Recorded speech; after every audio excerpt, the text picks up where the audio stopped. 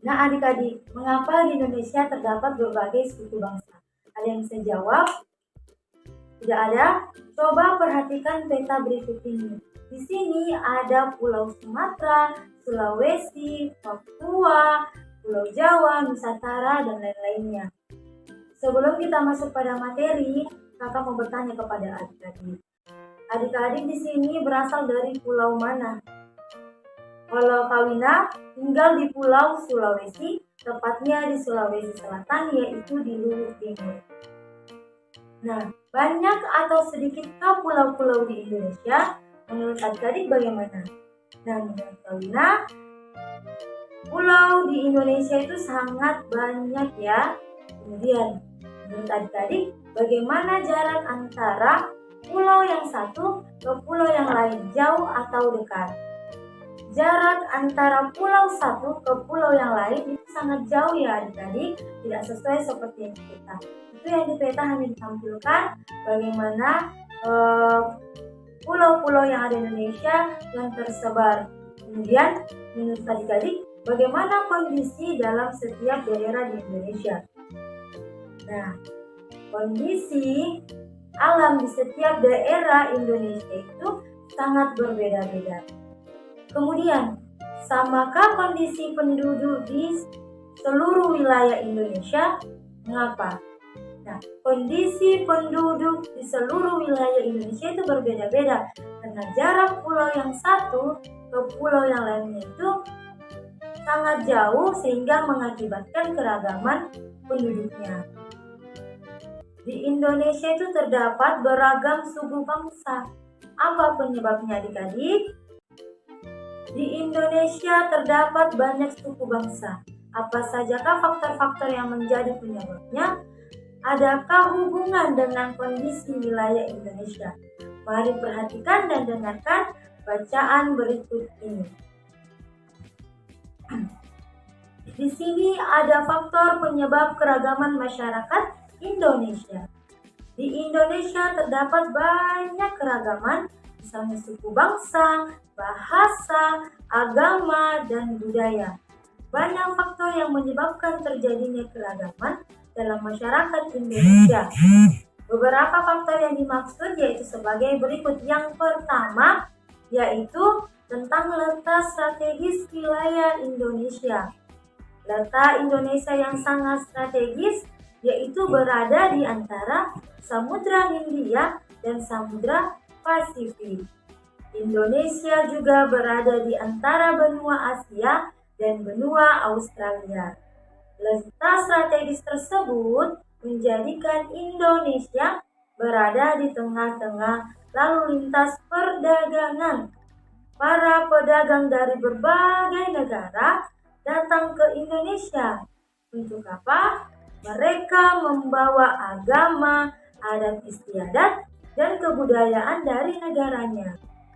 Banyak pendatang menyebarkan agama, adat istiadat, dan kebudayaan negaranya, baik dengan sengaja maupun tidak sengaja. Kemudian yang kedua yaitu kondisi negara kepulauan. Keadaan geografi Indonesia merupakan wilayah kepulauan yang terdiri atas 13.466 pulau. Banyaknya pulau di Indonesia menyebabkan penduduk yang menempati satu pulau atau sebagian dari satu pulau tumbuh menjadi kesatuan suku bangsa. Tiap-tiap bangsa memiliki budaya sendiri. Oleh karena itu, Indonesia ada banyak suku bangsa dengan budaya yang berbeda-beda. Yang ketiga yaitu perbedaan kondisi alam di Indonesia.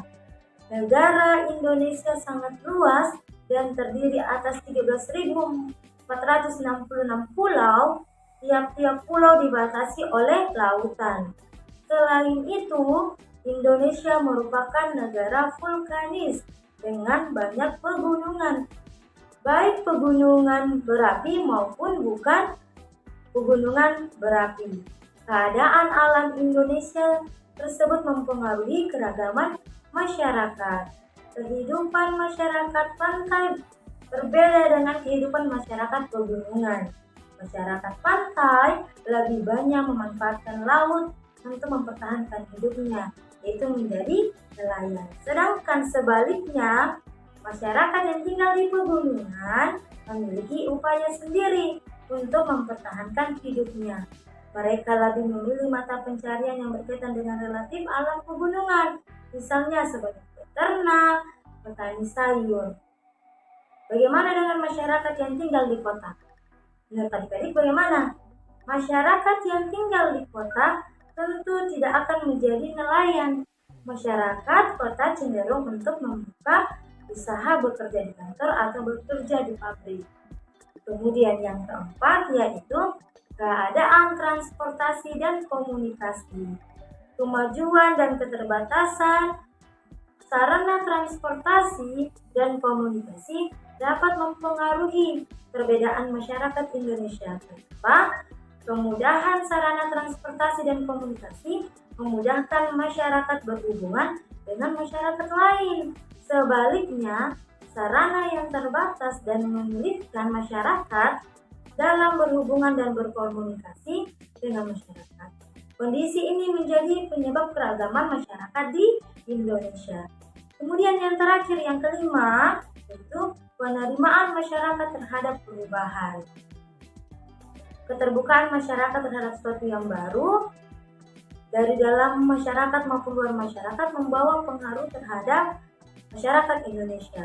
Masyarakat perkotaan relatif lebih menerima budaya asing atau budaya lain. Sebaliknya masyarakat pedalaman sebagian besar sulit menerima yang baru. Mereka tetap bertahan pada budaya sendiri dan sulit menerima budaya luar. Nah, kakak akan bertanya kepada adik-adik yaitu bagaimana dengan kondisi di daerah adik-adik sekalian. Kemudian faktor apa yang menyebabkan suku bangsa di daerah adik-adik berbeda dengan daerah lain. Kemudian bagaimana sikap kita terhadap keragaman suku bangsa Indonesia.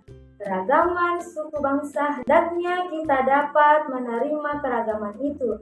Kita saling menghargai, menghormati, dan bekerja sama dengan sesama suku bangsa di Indonesia. Dengan bekerja sama dan saling menghormati, kita akan hidup damai.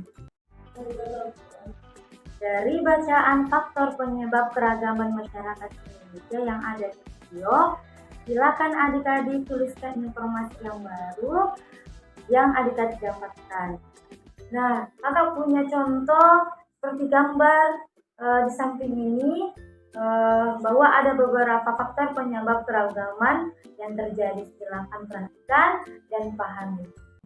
Baik adik-adik, di Indonesia ada ribuan suku bangsa yang tersebar di seluruh wilayah Indonesia. Dari Sabang sampai Merauke. Suku bangsa apa yang adik-adik lihat pada gambar di samping ini? Baik adik-adik, dengarkan bacaan berikut ini yang akan kakak baca, yaitu tentang keragaman suku bangsa di Indonesia.